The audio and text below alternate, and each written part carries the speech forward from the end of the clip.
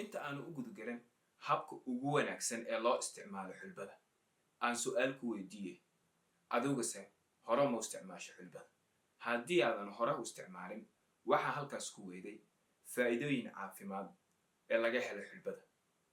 oo aan kaga hadlay muuqaalkaygii hore haddii aadan hore u daawanin muuqaalkii aan kaga hadlayay faa'iidooyinka caafimaad ee laga helo xulbada iyo cudurrada ay daawadu u tahay insha allah muuqaalkan qaybtiisa dambe waxaan mar kale uga hadli doonaa faa'iidooyinka caafimaad ee laga helo xulbada iyo cudurrada ay daawada u tahay haddaba intaan u gudgelin saddexda qaabood ama saddexda nooc ee ugu wanaagsan ee loo isticmaalo xulbada waxaan si gaar ah kaga codsanayaa in aad muuqaalka sheergarayso oo aad gaarsiiso asxaabta kugu xir si ay ugu faa'iidaystaan sidoo kale muuqaalka lagsaar pagekana follow dheh si ay kuu soo gaaraan talooyinka caafimaad oo aan maalin walba halkan soo geliyo sidoo kale xagga hoose kabac ama mention ku dheh qaar ka mid ah asxaabtaada si ay ugu faa'iidaystaan mahadsan habka amaba qaabada koowaad ee aad u isticmaali kartid xulbada waa inaad shaaha caan u cabtaa waxaa loo sameeyaa si lamid ah sida aad shaah u samayn lahayd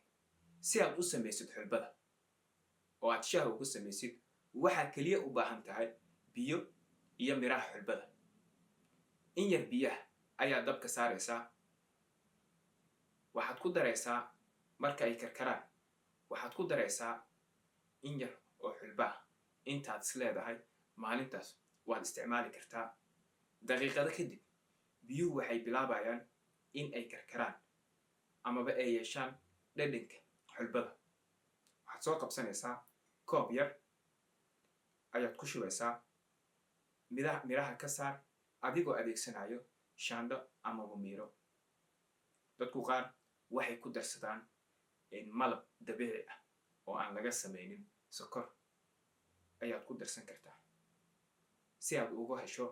faa'iidooyinka caafimaad ee laga helo xulbada habka amaba qaabada labaad oo aad u isticmaali kartid xulbada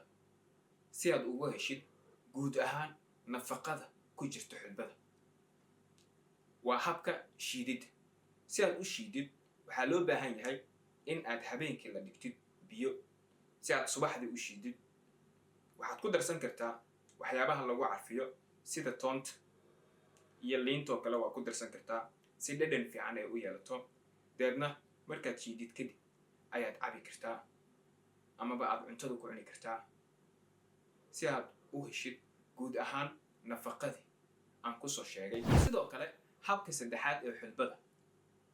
xulbada waxaad u isticmaali kartaa ama aad isticmaali kartaa iyada oo budaha waxaad ku darsan kartaa juuska gaar ahaan cabitaanada la shiiday oo fruudka dalka laga shiiday markaad shiidid kadib ama waad ku shiidan kartaa sidoo kale waxaad ku darsan kartaa laxooxda amaba canjeerada iyo mishaarida iyo guud ahaan waxyaabaha aad is leedahay waad ku dari kartaa si aad uga heshid guud ahaan nafaqadii aan kasoo sheegay xulbada budada ah waxaad ka heli kartaa suuqyada ayaa ka heli kartaa sidoo kale adiga ayaad gurigaaga ku samaysan karta si aad u samaysid xulbada budada ah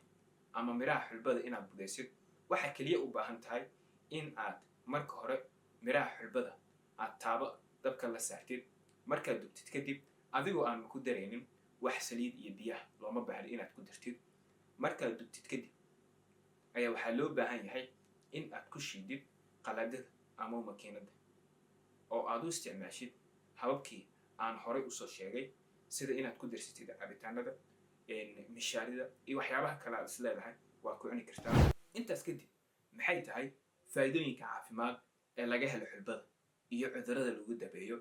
intaba waxaan kaga hadlay muuqaalkii ugu dambeeyey oo aan kaga hadlayay faa'iidooyinka caafimaad ee laga helo xulbada fadlan haddii aad doonaysid waxaad ka daawan kartaa youtube channelkayga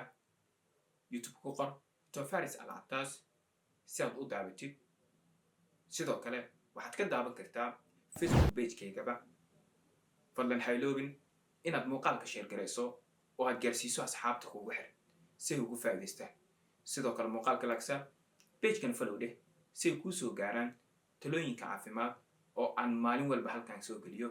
sidoo kale xagga hoose kaba qaar ka mid ah asxaabta si ay ugu faa'iidaystaan muuqaalka.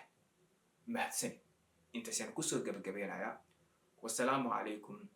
waraxmatullaahi tacaala